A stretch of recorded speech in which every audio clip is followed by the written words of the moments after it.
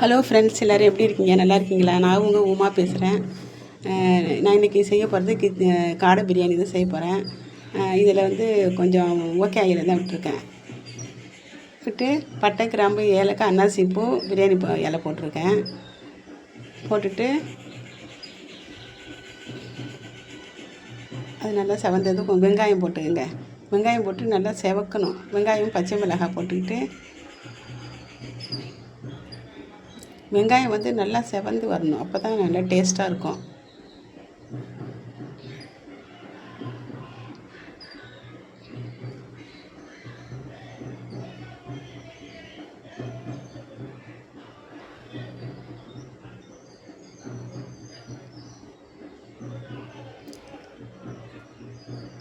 அப்புறம் இஞ்சி பூண்டு விழுது போட்டுக்கோங்க.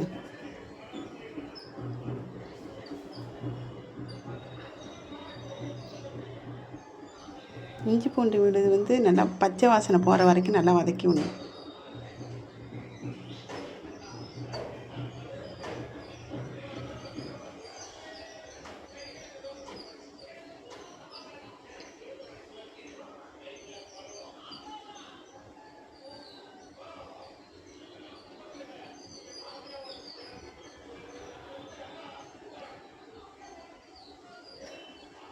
அப்புறம் தக்காளி சேர்த்துக்குங்க. அதோட புதினாவும் சேர்த்துங்க. தக்காளியோட புதினா சேர்த்து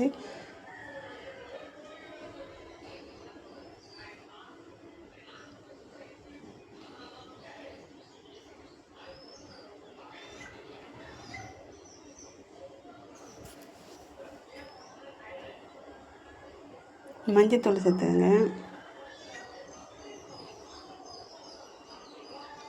மஞ்சத்தூள் சேர்த்து நல்லா வதக்கணும். அதுக்கப்புறம் உப்பு சேர்த்துக்குங்க. தேவையான அளவு உப்பு சேர்த்துக்குங்க.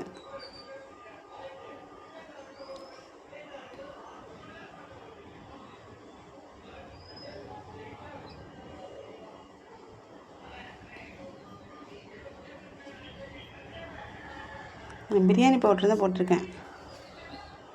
நீங்கள் பிரியாணி பவுடர் வாங்கி போட்டுக்கோங்க. ஆயில் பற்றினா கொஞ்சம் ஆயில் விட்டுக்குங்க.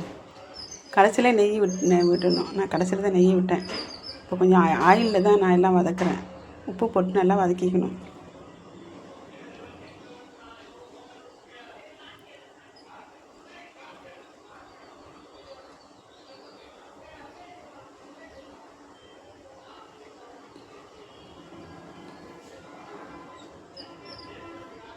அப்புறம் காடை நல்லா கழுவி வச்சுருக்கோம்ல, அதை போட்டு வதக்கிக்கணும்.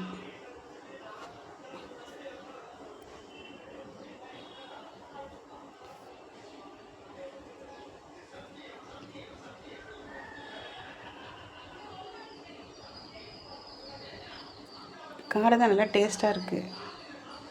நம்ம சிக்கனும் மட்டனும் எப்போ பார்த்தாலும் சாப்பிட்டுட்டு இருக்கோம். இன்றைக்கி ஒரு மாற்றமாக இருக்கட்டுமே அப்படின்னு சொல்லிட்டு எல்லோரும் காடை கேட்டாங்க. காடை சாப்பிட்ணும் போல் இருக்குன்னு சொன்னாங்க. சொல்லிட்டு காடை வேண்டாம் சொல்லி இன்றைக்கி செஞ்சு ட்ரை பண்ணி பார்த்தா நல்லா இருக்குது. நல்லா டேஸ்ட்டாக இருக்குது காடை. அதோட தயிர் சேர்த்துக்கோங்க.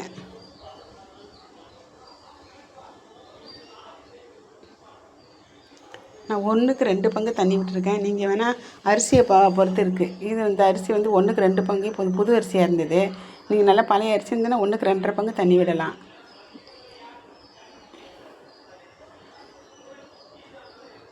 பிரியாணி ரெடி ஆகிடுச்சு.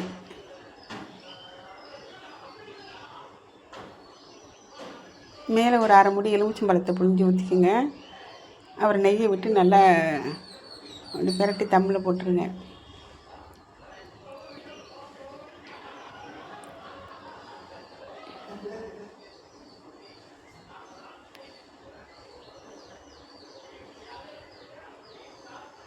பிரியாணி ரெடி.